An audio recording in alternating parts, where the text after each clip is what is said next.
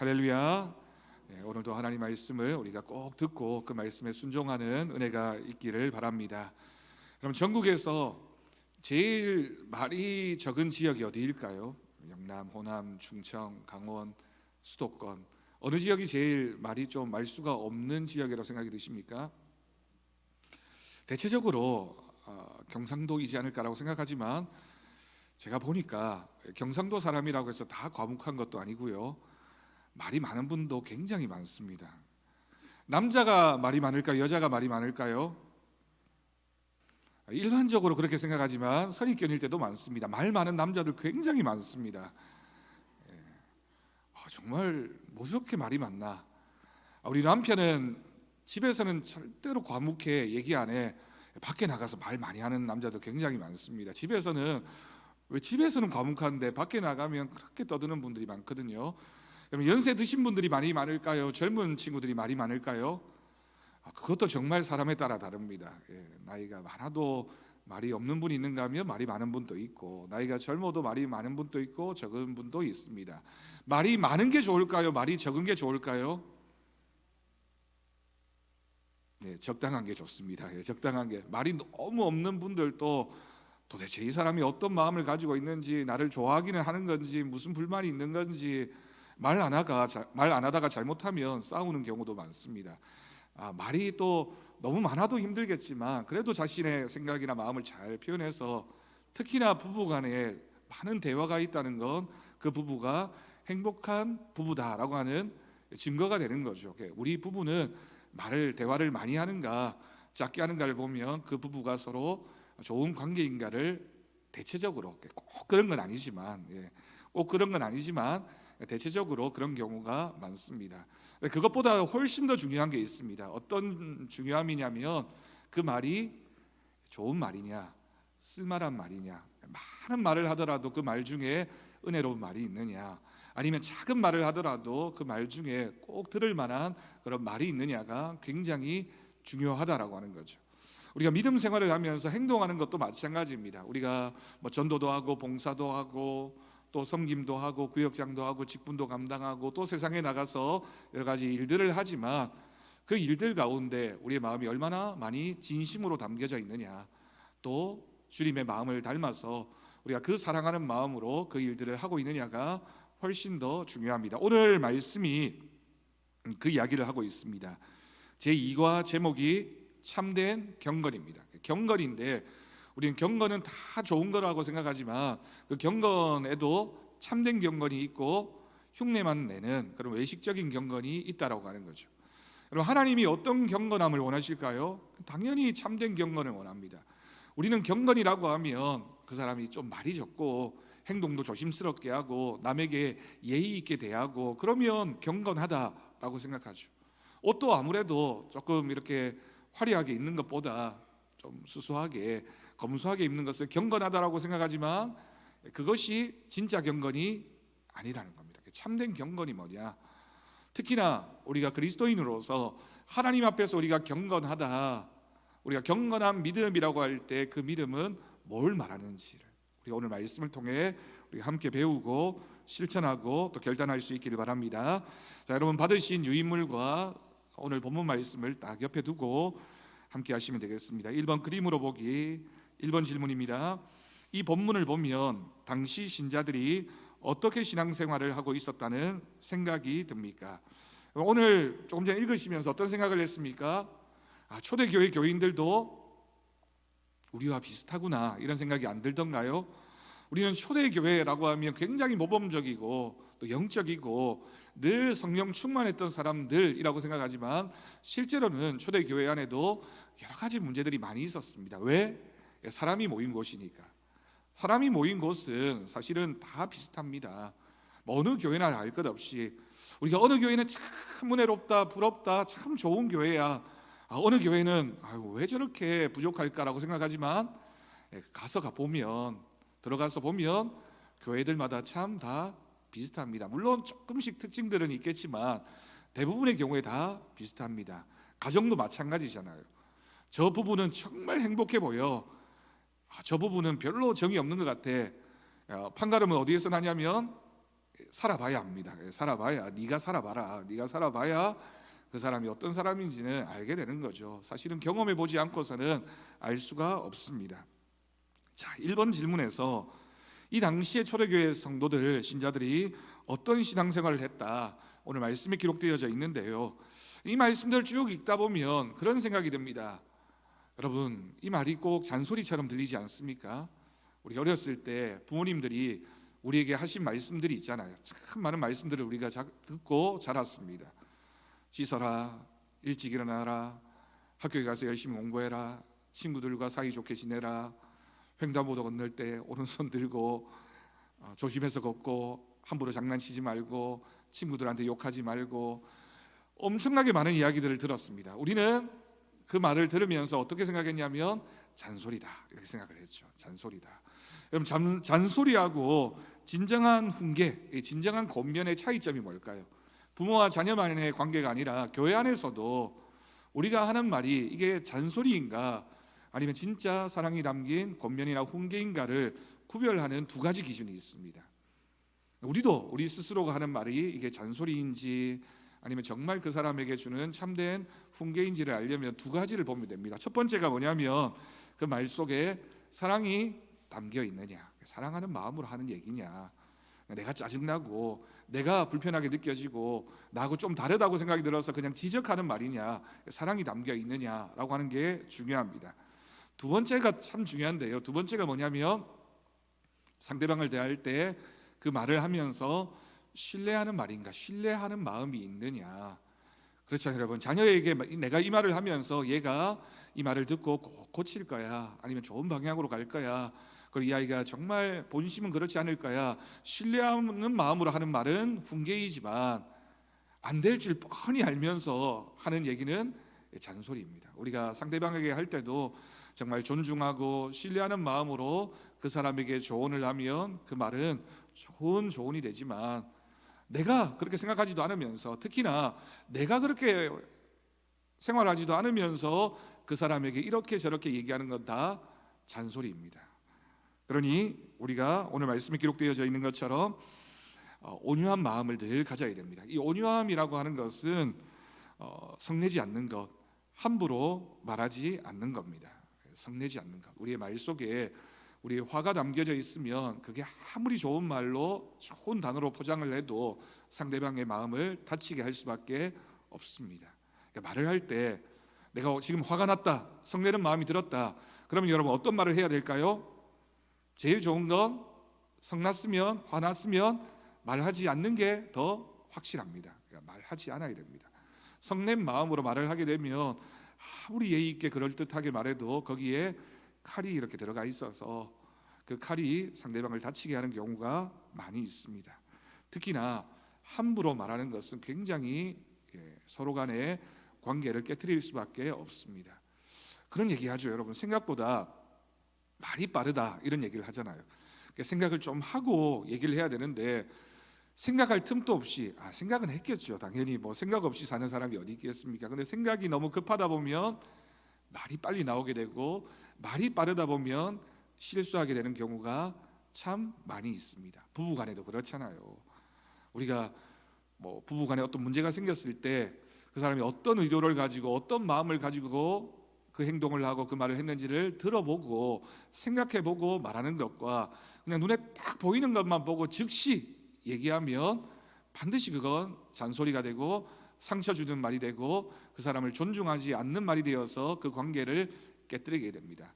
특히나 이 말이라고 하는 것이 굉장히 위험한 건, 말은 자꾸만 우리의 마음속에 쌓입니다. 이 말은 들으면요, 우리가 한 귀로 듣고 한 귀로 흘려보내야지 이렇게 얘기하지만 10가지를 들었으면 물론 5가지, 6가지는 흘려보낼 수 있습니다. 그렇지만 그 중에 특히나 여기 얘기하고 있는 것처럼 감정이 담겨 있는 말, 성내는 말, 또는 내가 함부로 남을 판단하는 그 말은 여기로 들어가면 딱 나가지 않고 가운데 똑 떨어져 가지고 마음에 쌓이고 쌓였다가 폭발하는 그 순간이 오면 그 전에 했던 말을 다 끄집어내서 상대방에게, 남편이든 아내이든 자식이든 부모에게 내가 지금까지 참아왔던, 듣고 있었던 말을 그대로 쏟아붓게 되죠. 그러면 그 말을 들은 사람은 도대체 저 사람이 내 말을 듣고 저렇게 생각했구나라고 상처를 서로 주고받게 되는 겁니다. 자, 2번 질문입니다. 말씀을 듣고 행치 않는 자는 어떤 사람과 같다고 비유하고 있습니까? 실감이 나는 비유라고 생각하십니까? 왜 그렇습니까? 여러분 23절과 24절을 봅니다. 23절과 24절을 보면 거울로 자기의 생긴 얼굴을 보는 사람과 같아서 제 자신을 보고 가서 그 모습이 어떠했는지를 곧 잊어버린다라고 비유적으로 설명하고 있습니다. 이 이야기가 뭐냐면, 여러분 우리 아침마다 나오시기 전에 거울 보시고 나오시죠. 오늘 일어나서 지금까지 거울 한 번도 안 보신 분 없으시죠? 거울 다 보잖아요. 우리가 평생의 거울을 보는데 거울에 보여지는 내 모습은 실제로는 내 모습이 아닙니다. 사실은 사람이 평생 자기 모습을 실제로 보는 경우는 없습니다. 그렇잖아요, 여러분. 우리가 눈이 여기 달려 있어서 눈을 빼가지고 이렇게 거꾸로 하지 않는 이상 내 모습을 내가 보는 경우는 없습니다. 그걸 보충하기 위해서 거울도 있고 물론 사진도 있고 하지만 그건 실제 내 모습을 보는 게 아닙니다. 근데 거울 중에 재미있는 거울이 있어요. TV에 보니까 예능 프로그램에서 그런 거울을 보여주던데, 실제로 좌우가 바뀌지 않은, 거울은 좌우가 바뀐 거잖아요. 우리가 보는 거울의 모습은 내가 가르마를 이쪽으로 타면 실제로는 거울에 비친 건 이제 반대로 이렇게 탄 것처럼 보여지는 거죠. 그래서 실제 방향, 실제 모양대로 보여주는 거울이 있습니다. 이렇게 딱 생긴 거울이 있는데 그걸 보면 모든 사람들이 하는 얘기가 뭐냐면 아니라는 거예요. 저게 내 모습이. 왜냐하면 내가 평생에 봐왔던 내 모습하고 다르다고 느끼는 겁니다. 그러니까 우리가 거울을 보지만 평생의 내 모습을 내가 보지 못하고 내 모습이 상대방에게 어떻게 보여지는지도 모른 채 살아가고 있는 것이 사실은 우리 인생입니다. 그래서 좌우가 바뀐 이렇게 모습을 보면 뭔가 이상해요. 여러분 사진 찍어 놓고요, 핸드폰에도 그런 기능 있잖아요. 요즘 스마트폰에 좌우 이렇게 바꿔주는 기능으로 우리 얼굴을 보면 뭔가 불균형입니다. 짝짝이인 것 같고 뭔가 눈 모양이 이상한 것 같고 귀 모양이 이상한 것 같은데, 그럴 수밖에 없는 게 사람의 얼굴이 완벽하게 좌우 대칭인 사람은 없다고 합니다. 우리가 볼 때는 똑같아 보이지만 그래서 이렇게 좌우가 똑같은 사람이 없대요. 그래서 요즘 친구들은 사진 찍을 때 자기가 왼쪽으로 찍으면 예쁘게 나오는지 오른쪽으로 찍으면 예쁘게 나오는지 잘 안답니다. 연예인들도, 여러분 유명한 연예인들 보면 사진 찍는 방향이 똑같대요. 왼쪽으로 늘 찍는 게 예쁘게 나오는 사람은 늘 왼쪽으로만 찍고, 오른쪽으로 나오는 게, 우리는 뭐 사실 왼쪽으로 찍으나 오른쪽으로 찍으나 별 차이가 없지만 예쁜 분들은 그렇답니다. 이렇게 어떻게 찍느냐에 따라서 많이 달라진다라고 합니다. 녹음기에 여러분 혹시 녹음해 본 적이 있으신가요? 요즘 녹음기 잘 사용하지 않지만 핸드폰 같은데 내 목소리 녹음해 놓고 들으면 여러분 그 목소리가 내 목소리처럼 들리던가요? 좀 이상하게 들리시지 않던가요? 그래서 상대방한테 야, 내 목소리 좀 이상하게 녹음된 거 아니야? 한번 들어봐 하면 상대방은 뭐라고 얘기합니까? 네 목소리야, 똑같아, 이렇게 얘기합니다. 왜 다르게 들릴까요? 우리는 평생 살면서 사실은 자기 목소리를 자기가 들을 수가 없습니다. 왜냐하면 우리가 말하면 우리 이렇게 나온 말이 이렇게도 들리지만 우리 안으로도 이렇게 들리기도 하고 하기 때문에 우리는 우리 목소리를 듣는 건 상대방이 듣는 목소리하고 전혀 다른 목소리를 듣게 된다고 합니다. 그래서 평생에 내가 내 목소리를 별로 들어본 적이 없다가 녹음한 소리를 들으면 좀 다르네, 내 목소리 아닌 것 같아, 이렇게 얘기하지만 사실은 그 목소리가 그 목소리인 거죠. 제 딸하고 저희 아내하고 목소리가 제가 전화를 해보면 저도 헷갈릴 때가 있어요. 그런데 제 아내하고 저희 장모님하고 통화를 하면 또 너무 비슷해가지고 사투리 조금 더 쓰는 거 외에는 거의 똑같아가지고 틀릴 때가 있습니다. 이렇게 도대체 누가 얘기하는 건지. 그렇지만 우리는 이렇게 헷갈릴 수 있지만 사실은 우리 목소리를 우리가 듣지 못하기 때문에 우리 목소리도 잘 모르는 사람이 남의 목소리 들으면서 분별하는 건 더 어렵다라고 할 수 있겠죠. 자, 이 얘기를 왜 했냐면 왜 그러냐? 믿음이라고 하는 것은 내가 듣고 있다, 내가 보고 있다 확신하지만 실제로는 우리가 보고 듣고 있는 게 실제가 아닌 경우가 우리의 인생에서는 참 많이 있다라고 하는 겁니다. 내가 알고 있는 저 사람의 모습이 실제로는 다를 수도 있는 거죠. 내가 평생 살아왔던 내 남편, 내 아내의 모습이 내가 알았던 모습과 사실은 좀 다를 수도 있습니다. 왜냐하면 나도 나를 잘 모르는데, 내가 나를 잘 모를 정도인데, 유행가 가사 중에 이런 가사가 있었던 것 같은데요. 내가 나를 잘 모르는데 너희들 나를 잘 알겠느냐, 뭐 이런 얘기인 거죠. 믿음도 그렇다는 거예요. 우리가 믿음이 흉내만 잘 낸다고 해서 그 믿음이 진짜 믿음이냐, 우리 믿음이 어떤 믿음인지는 그 믿음 가운데 실천하는 것이 있느냐, 실천이 있는 믿음이어야 그 믿음이 참된 믿음이다라고 얘기하고 있습니다. 자, 3번 질문입니다. 참된 경건은 어디서부터 시작된다라고 말하고 있습니까? 시작이라고 하는 건 처음이란 뜻이죠. 경건이라고 하는 건 여러 가지가 단계가 많이 있지만 제일 첫 부분에 어디서부터 경건해야 되느냐, 이 질문입니다. 26절을 보면 이렇게 기록하고 있습니다. 누구든지 스스로 경건하다 생각하며 뭐를? 자기 혀를 재갈 물리지 아니하고 자기 마음을 속이면 이 사람의 경건은 헛것이라 라고 기록하고 있습니다. 자기 혀를 재갈 물린다라고 하는 건, 재갈이라고 하는 건 우리가 소나 말 같은 데다가 입에다가 코 같은 데 이렇게 뚫어놓고 아니면 입에 탁 물려놓고 제 마음대로 하지 못하도록 만드는 장치잖아요. 혀를 재갈 물린다라고 하는 건 그냥 내 생각나는 대로 내 마음대로 말하지 않도록 우리가 제어하고 절제하는 것을 의미합니다. 그 뒤에 나오는 표현이 굉장히 중요합니다. 혀를 재갈 물리지 아니하고 자기 마음을 속이면, 여러분 자기 마음을 속이는 건 뭘까요? 내가 말을 하는데 그 말 속에 뭐가 없다? 진심이 없다라고 하는 겁니다. 내가 말을 하는데 그 말 속에 내 마음이 담겨져 있지 않아서 내 말이 내 마음을 속이는 경우도 종종 일어나게 됩니다. 그러니까 참된 경건이라고 하는 건 뭐냐? 내가 얼마나 참된 말을 하느냐, 진실한 말을 하느냐, 또 그 말이 하나님 보시기에 아름다운 말이냐, 은혜로운 말이냐 라고 하는 것을 통제하고 조절할 수 있어야지만 그 사람이 참된 경건한 사람이다라고 하는 거죠. 여러분, 우리가 이렇게 말을 하지만 참 어렵습니다. 저도 이렇게 얘기해 놓고 저녁에 와서 가만히 생각해 보면 내가 그때 왜 그 말을 했을까라고 후회한 적이 굉장히 많이 있습니다. 특히나 내가 했던 말을 나도 인식하지 못했는데 상대방은 그 말을 또 다르게 들어서 오해하거나 또 실망하거나 상처받거나 이런 경우가 있잖아요. 그러면 좀 얘기를 좀 잘할 걸, 좀 내 혀를 좀 절제해서 잘 얘기할 걸이라는 생각이 드는 것이 우리들의 모습입니다. 중요한 건 우리가 자꾸만 그 조절하고 절제하고 훈련받는 모습이 자꾸만 성숙해 가야 되겠죠. 우리가 조금씩 실수를 줄여가고 하나님 보시기에 좋은 말을 많이 할 수 있도록 늘 훈련하고 또 조심스럽게 말을 해야 되겠습니다. 4번 질문입니다. 아버지 앞에서, 여기서 아버지는 누구일까요? 우리 육신의 아버지를 가리키는 게 아니라 하나님을 가리키는 거겠죠. 하나님 앞에서 정결한 경건은 어떤 생활을 하는 것이라고 합니까? 이사야서 58장 6절에서 9절과 비교해 봅시다. 이런 얘기네요. 읽어보겠습니다. 내가 기뻐하는 금식은 흉악의 결박을 풀어주며 멍에의 줄을 끌려주며 압제당하는 자를 자유하게 하며 모든 멍에를 꺾는 것이 아니겠느냐. 또 줄인 자에게 내 양식을 나누어 주며 유리하는 빈민을 집에 들이며 헐벗은 자를 보면 입히며 또 내 골육을 피하여 스스로 숨지 하는 것이 아니겠느냐.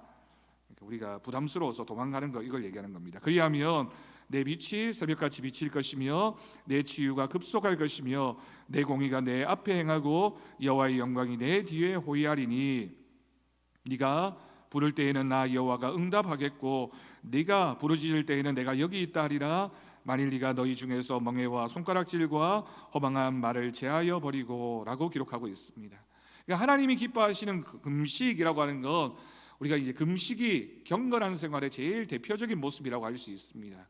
그러니까 우리가 경건하다라고 하는 건 우리가 하나님 앞에서 우리가 예배 잘 드리는 것도 물론 경건한 모습이겠지만 우리의 삶 속에서 우리가 그리스도인답게 살아가는 그런 실천적인 모습이 있느냐, 그 모습이 있어야지만 그 사람이 경건한 사람이다라고 하는 겁니다. 그럼 경건은 그러면 말이 아니라 뭐라고요? 행동입니다. 경건은 내 마음속에 있는 것이 아니라 내 삶을 통하여 나타나는 경건이어야 합니다. 그리고 이 경건은 내가 인정하는 경건이 아니라 내 주변의 이웃들이 인정하는 경건이어야 하고, 특별히 하나님께서 우리를 보시면서 너의 믿음이 내 마음에 합하다라고 말씀하시는 그런 경건이어야 하지만 참된 경건이다라고 말할 수 있겠습니다. 결국 믿음은 우리 안에 있는 것이 아니라 밖으로 드러나는 것이다. 믿음은 실천이 중요하다. 꼭 기억할 수 있기를 바랍니다. 자, 2번, 큰 2번으로 넘어갑니다. 사건으로 겪어내기. 우리말에 말로 천냥빚을 갚는다라는 말이 있습니다. 반대로 말하면 말 한마디 때문에 천냥빚을 지게 되는 경우도 있습니다. 갚을 수도 있고 빚을 질 수도 있는 것이 우리 한마디 말 때문이다. 말 한마디로 좋았던 관계를 헐어버릴 수 있고 그동안 쌓았던 공적을 무너뜨릴 수도 있다는 뜻입니다. 말을 잘한다는 것은 어떤 것을 의미하는지 나누어 봅시다. 여러분, 말을 잘하는 게 뭘까요? 표준어로 얘기하는 것, 또박또박 얘기하는 것, 딕션이라고 하죠. 이렇게 발음이 좋아가지고 상대방에게 잘 들릴 수 있도록 얘기하는 것. 그리고 말을 조리 있게 문장을 잘 만들어서 강조해야 될 것 강조하고 쓸데없는 말은 빼버리고, 이런 것들이 다 말 잘하는 것일까요? 물론 그것도 말 잘하는 겁니다. 물론 그건 기술적인 측면에서 말을 잘하는 것이고요. 그럼 진짜 성경이 말하는 말을 잘한다, 꼭 필요한 말을 한다라고 하는 건 어떤 의미입니까? 그 말이 이 4가지가 있어야 됩니다. 첫 번째가 뭐냐면 존중과 이해와 사랑이 담겨 있는 말이어야 합니다. 뭐가 담겨 있어야 된다고요? 존중과 이해와 사랑이 그 말 속에 담겨져 있어야 됩니다. 부모님들도 자녀를 향해서 하는 말도 예전에 아주 예전에 우리 부모님들 보면 자녀에게 너무 심하게 이렇게 욕을 하시는 분들이 계셨잖아요. 특히 어르신들 중에. 그러면 여러분, 존중이나 이해나 사랑이 담겨 있는 말이라고 하기가 어렵습니다. 물론 본인은 사랑이 담겨 있다고 하겠지만 듣는 사람에게도 존중과 이해와 사랑이 담겨져 있어야 합니다. 그 말을 들으면, 그 반대되는 말을 들으면 상대방이 아플 수밖에 없고요, 상대방이 아프면 나도 아플 수밖에 없습니다. 왜냐하면 내가 말을 하면 그 말을 제일 먼저 듣는 사람은 제일 가까운 귀가 있는 나입니다. 내가 말을 하면 제일 먼저 듣는 사람은 나예요. 내가 욕을 하면 그 욕을 듣는 사람은 상대방이 아니라 제일 먼저 내가 먼저 듣고 내가 그 말의 상처를 받을 수밖에 없습니다. 두 번째는 어떤 말이냐면 적절한 말입니다. 적절한 말. 적절한 말은 어떤 말입니까? 아까 얘기했듯이 깊이 생각하고 하는 말이고 지나침이 없는 말입니다. 제가 예전에 있던 교회에서 아동부 교사들이 주일날 이렇게 모여가지고 교사회를 합니다. 교사회를, 기도회를 하고 교사들끼리 함께 오늘 준비하면서 이렇게 경건회를 한 다음 마치고 나면 그 교회 아동부 교사들이 늘 했던 얘기가 있어요. 한 사람이 딱 한마디 얘기를 합니다. 아이고, 힘들어서 교사 못하겠다. 내가 다음 주에는 꼭 그만둬야지. 그럼 그 옆에 있는 분이 네가 그만둬. 그러면 나는 오늘 그만둘 거야. 그럼 그 옆에 있는 분이 아유, 내가 먼저 그만둬야지. 나는 10년 넘게 교사를 했는데 그만둬야지. 교사 경건회를 하고 모여가지고 기도회까지 해놓고는 다 그만둔다는 얘기를 그렇게 하는 겁니다. 그렇게 해놓고 아이들이 옵니다. 아이들이 오면 잘 왔다, 반갑다, 사랑해, 안아주면 우리가 했던 말이 뭐가 되는 겁니다. 우리가 교사인데 아이들 만나기 전에, 아동부 예배 드리기도 전에 난 절대로 안 해. 너무 힘들어. 교사 해봐야 뭐해. 내가 뭘 하는 거야. 이렇게 얘기하고 하면 그 일은 여러분 은혜로운 일이 될 수가 없습니다. 3번은 어떤 말이냐면 예의가 있는 말입니다. 예의가 있는 말. 상처를 주면 안 됩니다.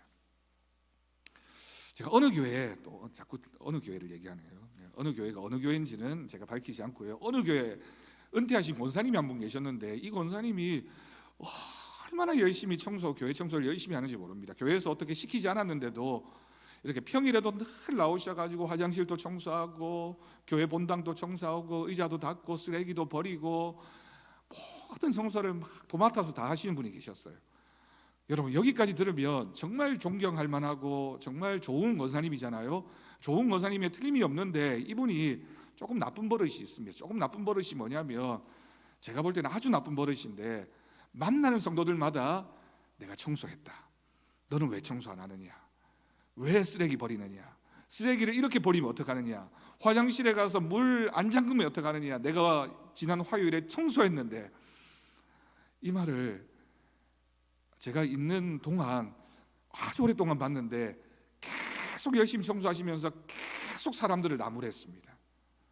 그러면 그렇게 청소하고 열심히 하는 것이 뭐가 될까요? 뭐가 된다고 보십니까? 그냥 눈에 보이는 것만 보면 청소가 잘 되니까 좋은 것 같지만, 상대방 미워하는 말하고 판단하는 말하고 상처 주고 너는 왜 그러느냐, 너는 왜 그러느냐 정죄하는 말을 하면 어느 게 더 은혜가 될까요? 네 번째입니다. 네 번째는 배려하는 말입니다. 배려하는 말.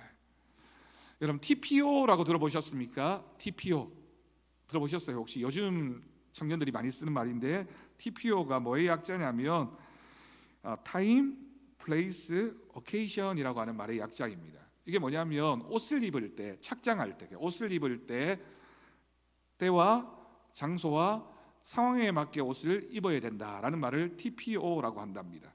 그런데 옷만 그런 게 아니라 말에도 TPO가 있습니다. 우리가 말을 할 때 때와 장소와 듣는 사람, 상황을 잘 살펴서 그 말을 하는 게 바로 배려하는 말입니다. 배려하는 말. 우리는 맞는 말이고 누가 들어도 맞는 말이지만, 그 사람에게 들려질 때는 그 말이 맞는 말이지만 맞지 않는 말이 될 수도 있다라고 하는 거죠. 특히나 우리가 공적인 자리에서 하는 말은 늘 신중하고 겸손하고 적절해야 합니다. 듣고 나면 상처와 부담과 좋지 않은 결과가 나타나는 말을 해서는 안 됩니다. 그래서 우리가 공적인 자리에서의 기도도 잘 기도로 준비하고, 특히나 적어서 우리가 실수하지 않도록, 우리가 함부로 얘기하지 않도록 준비하는 건 굉장히 필요합니다. 우리가 공적인 자리에서 적절한 말을 할 수 있도록 늘 조심하고 훈련해야 되겠습니다. 자, 큰 3번입니다. 가슴으로 이해하기 1번입니다. 급하게 성질을 내면서 다른 사람의 마음을 상하게 하는 본심은 무엇이라고 생각하십니까? 왜 성내는 것이 하나님의 의를 이루지 못한다고 생각되십니까? 이 질문을 들으면 여러분 주변에 생각나는 분 없으신가요? 여러분 주변에 화 잘 내시는 분, 그것도 막 갑자기 막 내가 준비도 안 했는데 갑자기 화를 내가지고 막 당황하게 만드는 그런 분 만나보신 적 없으신가요? 저는 몇 분이 떠오르는 분이 있습니다. 우리 교회는 없는데 제가 아는 친구 중에도 있고, 제가 예전에 만났던 분 중에도 있고, 제가 아는 목사님 중에도 그런 분이 한 분 계셔서 그분은 만날 때마다 제가 늘 조마조마해요. 갑자기 무슨 말을 할까 걱정이 돼가지고. 그분 앞에 가면 말을 못합니다. 말 한마디 딱 잘못하면 금방 이렇게 펑 터져가지고 폭탄이 여기서도 펑 저기서도 펑, 이런 분들이 계시거든요. 급하게 성질을 내면서 그런 분들이 또 공통적으로 하는 얘기가 있습니다. 나는 아무 뜻 없이 얘기했다. 나는 그런 마음으로 얘기한 게 아니다. 나는 다 잊어버렸다. 나는 다 괜찮다. 이렇게 얘기하는 것이 그분들의 공통점입니다. 근데 여러분, 이 말 속에는, 이 마음 속에는 어떤 마음이 있냐면 결국에는 내가 중심이 되는 이기적인 마음이 있습니다. 나는 아니니까 괜찮아. 나는 그런 뜻으로 얘기한 거 아니야. 네가 잘못 들은 거지. 나는 화낸 거 아니야. 화 분명히 냈는데, 누가 봐도 화냈는데 자기는 화낸 게 아니래요. 화나서 한 말이 아니래요. 이기적인 마음입니다. 내 마음은 안 그런데 말이 그렇게 나왔네. 나는 한 번 하고 나면 금방 잊어버려. 하지만 상대방은 그 칼에 맞아서 몸부림치고 있는데, 오랫동안 남은 상처로 고통당하고 있는데 나는 괜찮아. 나는 다 잊어버렸어. 나는 다 그런 뜻으로 한 게 아니야 라고 얘기한다고 한들 그것은 좋은 말이 될 수가 없습니다. 하나님은 우리에게 이웃을 사랑하라고 말씀하셨습니다. 하나님의 의는 이웃을 사랑하는 것에 기초합니다. 우리 그리스도인 성도라고 하는 사람은 나를 위하여 사는 사람이 아니라 하나님을 위하여 사는 사람이고, 하나님을 위하여 사는 사람은 하나님이 사랑하시는 내 이웃을 사랑하는 사람입니다. 두 번째 질문입니다. 2번, 말씀을 잘 받는 비결은 무엇인가를 이야기해 봅시다. 가장 중요한 건 들은 말씀을 하나라도 실천하고 있느냐. 우리가 많이 들었다라고 중요한 게 아니라 들은 말씀을 하나라도 실천하고 있느냐. 그래서 이런 이야기를 합니다. 듣고 행하지 않으면 그것은 땅에 떨어진 축복이다 라고 하는 말이 있습니다. 하나님이 우리에게 복을 주셨는데, 축복하셨는데 우리가 그 말을 듣고 행하지 않으면 그 복은 땅에 떨어진 축복이라는 거예요. 내가 소유할 수 없는, 내가 가질 수 없는 축복이 됩니다. 그러니 여러분, 말씀을 늘 기억해야 됩니다. 주일날 우리 예배를 통해서, 설교 말씀을 통해서 들은 말씀을 한 주간을 살면서 마치 소가 되새김질하듯이 본문도 다시 한번 읽어보고, 또 들은 말씀을 또 묵상해보고, 요즘은 좋은 게, 여러분 우리 교회도 그렇지만 이렇게 설교가 다 녹화되어 있는 경우가 있잖아요. 그러면 또 들어보고 또 들어보면서 그 말씀을 늘 묵상하고 그 말씀을 지킬 수 있도록 도전하고 또 열심히 해야겠습니다. 3번 질문입니다. 혀를 제갈 먹이지 아니하고 스스로 경건하다고 생각한 사람들이 교회에 많이 있었던 것 같은데, 초대교회도 그런 사람들이 많이 있었나 봅니다. 이들의 약점은 무엇입니까? 결국에는 열매가 나타나지 않습니다. 열매 없는 삶이 되는 거죠. 우리 예수님께서 바리새인들을 비롯한 외식하는 자들에게 책망하셨던 가장 중요한 모습이 뭐냐면, 너희에게 열매가 없다. 잎은 무성한데, 말씀은 많이 들었는데, 말은 많이 하는데 열매가 없으면 그것은 결국에는 믿음이 아닙니다. 4번 질문입니다. 야고보서에서 말하는 경건과 이사야에서 말하는 참된 금식을 비교해 보면서 성경에서 말하는 경건이 무엇인지를 이야기해 봅시다. 이 말씀을 종합해 보면 경건이 두 가지입니다. 첫 번째 경건은 뭐냐면 고아와 과부를 돌보는 것입니다. 이게 뭐냐면 사랑의 실천이죠. 내가 경건하다라고 하는 건 나보다 약한 사람을 돌보는 것, 이거 외부적인 경건입니다. 내가 내 주변의 이웃들을 잘 돌아보고 그 사람에게 도움이 되는 행동을 하는 것이 외부적인 경건이다. 두 번째가 있습니다. 자기를 지켜 새 속에 물들지 않는다. 자기를 지켜 새 속에 물들지 아니하는 것이다 라고 했을 때, 이걸 우리가 다른 말로 거룩이라고 합니다. 그럼 이 경건은 어떤 경건입니까? 내부적인 경건이죠. 그러니까 나에 대해서는 내가 새 속에 물들지 않는 내 마음을 지키는 것이 내부적인 경건이라면, 그 마음을 가지고 이웃을 사랑하고 잘 돌봐주는 것은 외부적인 경건입니다. 이 두 경건한 모습이 합해져야지만 그 사람의 참된 경건이 된다라고 하는 거죠. 그러니까 우리가 나는 세상을 따르지 않을 거야, 나는 예배 열심히 드릴 거야, 물론 내부적인 경건이지만 외부적인 경건도 하나님께서 말씀해 주셨습니다. 자, 마지막 4번 큰 질문입니다. 1번, 신앙이 귀한 것이기 때문에 사이비 신앙이 생기기 마련인데, 바나바의 참된 신앙을 모방한 아나니아의 사이비 신앙도 그와 같은 것입니다. 왜 이러한 가짜 신앙이 생겨날까요? 이런 가짜 신앙을 제거하려면 어떻게 해야 할지 구체적으로 다뤄봅시다. 우리가 아나니아와 삽비라 이야기는 잘 알고 있고요. 21절과 22절을 보면 이렇게 되어져 있습니다. 그러므로 모든 더러운 것과 넘치는 악을 내버리고 너희 영혼을 능히 구원할 바 마음에 심어진 말씀을 온유함으로 받으라. 너희는 말씀을 어떻게 하는 자가 되고 행하는 자가 되고 듣기만 하여 자신을 속이는 자가 되지 말라. 흉내만 내는 신앙생활을 해서는 안 된다라고 하는 겁니다. 예전에 TV를 보니까 원숭이들이 예배 잘 드리던데요. 네, 여러분, 원숭이들이 자리에 잘 앉아서 잘 듣고 예배 잘 드리는 흉내 냈다고 해서 그것이 진짜 예배입니까? 진짜 경건한 겁니까? 아니죠. 흉내만 내는 겁니다. 우리도 마찬가지입니다. 우리가 이 자리에 앉아서 예배 잘 드리는 모습으로 있었다 하더라도 그 경건이 우리의 내면에, 또 우리의 외부적인 모습으로 나타나야지만 하나님이 기뻐하시는 진짜 경건이다, 참된 경건이다 기억해야 되겠습니다. 자, 2번 질문입니다. 신앙에서 형제와 자매 사이의 관계는 대단히 중요합니다. 육신의 형제 자매가 아니라 교회 안에서 형제 자매를 말하는 거죠. 인간관계를 어떻게 하면 잘할 수 있는지 인간관계 지침을 만들어서 실천합시다.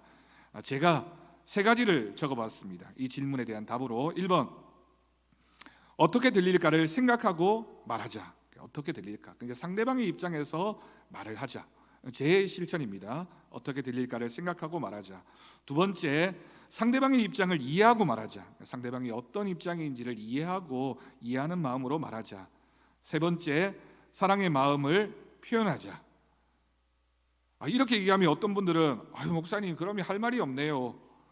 도무지 할 말이 없네요. 예, 맞습니다. 차라리 이런 말을 하지 않을 바에는 말하지 않는 것이 나을 수도 있습니다. 물론 우리가 말하지 않고 살 수는 없으니까 우리가 우리의 가정에서, 우리 교회 안에서도 늘 하나님이 기뻐하시는 말, 특히 그 말이 힘이 있으려면 우리의 삶의 실천적인 신앙이 바탕이 되어지는 신앙적인 말을 할 때 그것이 바로 참된 경건입니다. 자, 마지막 삶의 옮겨내기, 고대 철학자인 제노가 한 말인데요. 우리 다 같이 읽겠습니다. 시작. 우리는 두 귀와 한 입을 가지고 있다. 그러므로 우리는 듣기를 말하는 것에 두 배로 해야 된다.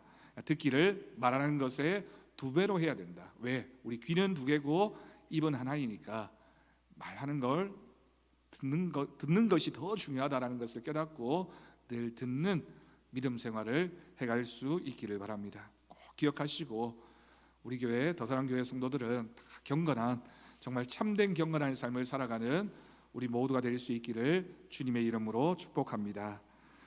찬송가 452장 찬양하겠습니다.